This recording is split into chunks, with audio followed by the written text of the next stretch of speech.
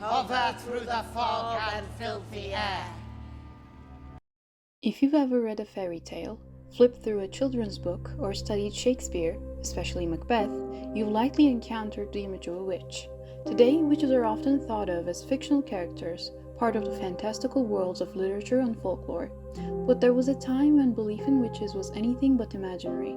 In fact, during the Renaissance, the fear of witches played a very real deal and troubling role in British society. In this period, the idea of witchcraft wasn't just a fringe belief. It was mainstream.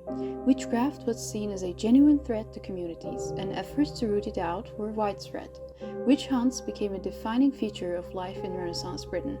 Trials were held, confessions were extracted, and executions were carried out, all in the name of protecting the public from supposed supernatural harm. Women were the primary targets of these accusations, though men were not entirely exempt. What's striking is just how ordinary these reasons for suspicion could be. A person might be accused of witchcraft simply for having an unusual interest in herbs and plants, what we would now recognize as a form of traditional medicine. Being poor or socially isolated, or even just reaching the age of 50 or beyond could also raise suspicions. It didn't take much to fall under the shadow of doubt. Once accused, the ordeal was harrowing. The legal process offered little in the way of fairness or protection.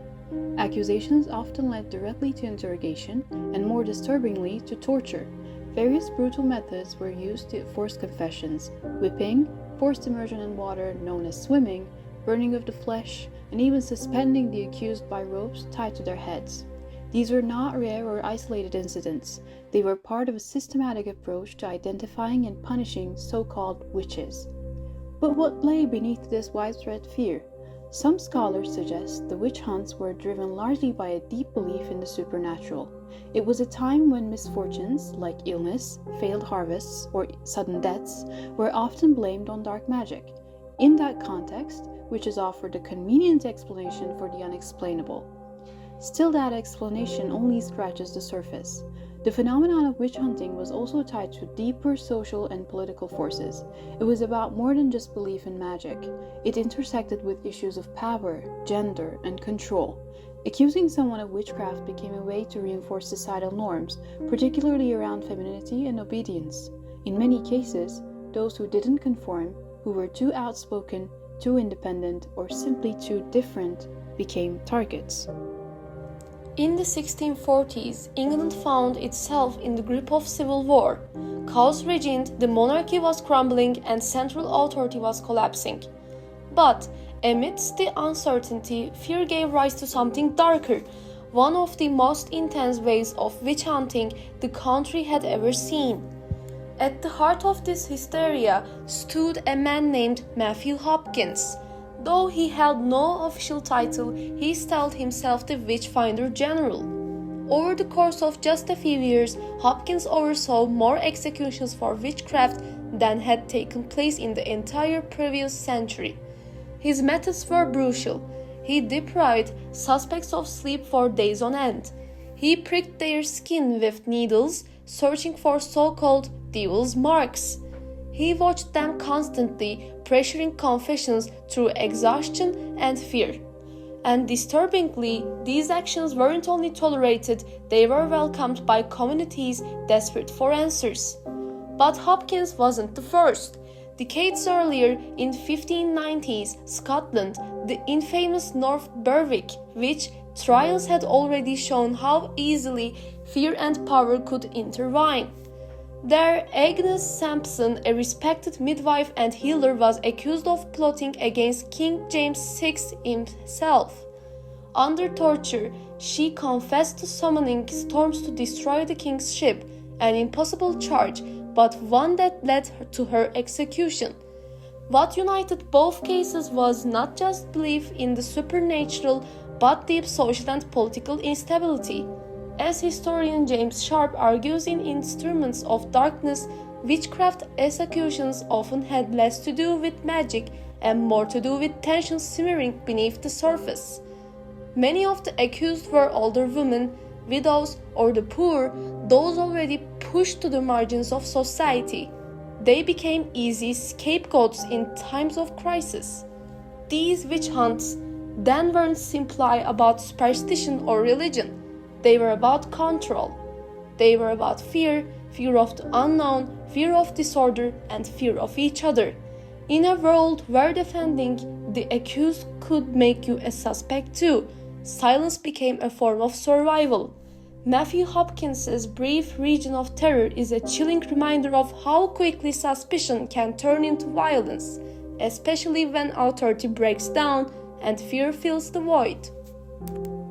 The 1640s in England, a nation already torn apart by the English Civil War, marked one of the most turbulent decades in its history. As royal and parliamentary forces clashed, the structure of central authority began to disintegrate. In this vacuum, fear festered.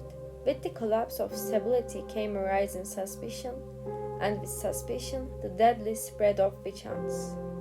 Accusations of witchcraft, once sporadic, now surged across towns and villages. No longer isolated events, they became a widespread panic. In its detailed records, C. Lestrange even shows us how these charges were born not from the supernatural but from the mundane. Neighbors falling out over debts, illnesses no one could explain, livestock that died unexpectedly.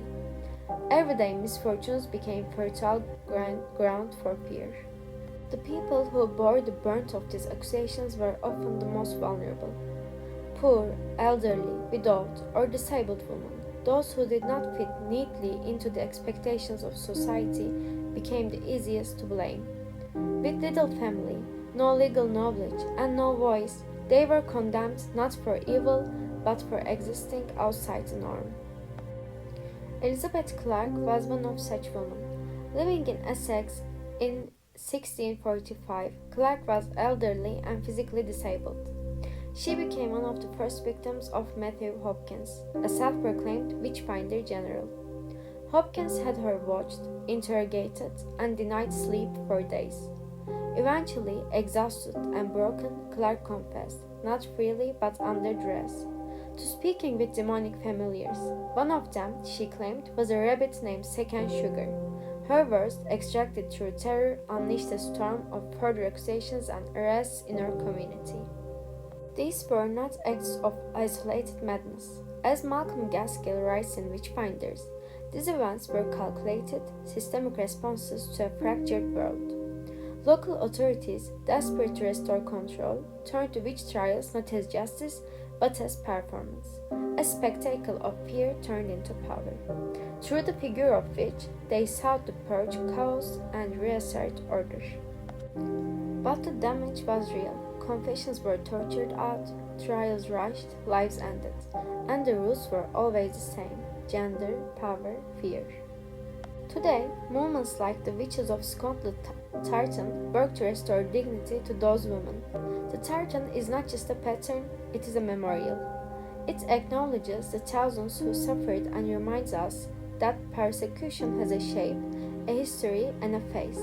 Often, if it's face of a woman, silenced by fear and forgotten by time. These women were not witches, they were scapegoats, they were human, and their voices, though once silenced, now return, not as a myth, but as truth. In conclusion, the witch hunts in Renaissance Britain was not just superstition. It reflected society's fears, tensions, and struggles of the time. The chaos of the 1640s, caused by civil war, was the perfect time for people like Matthew Hopkins to step in and take advantage of the panic. Communities that lacked control in an unstable world turned to scapegoating, then targeted poor, older, vulnerable women who didn't really fit the standards. Many believed in witches, but not all. There were many exceptions. Reginald Scott criticized the trials in The Discovery of Witchcraft, writing that the poor old women are condemned for raising tempests and making children lame. His skepticism was noticed in an era full of fear. When we try to look at it through the lens of politics, gender, and society, it becomes clear that it was never just about magic. It was about control and the human instinct to find someone to blame when the world seems like it's falling apart. And now it becomes clear that it was never just about magic. In fact, it was about control, and the instinct to find someone to blame when it all seems to go wrong.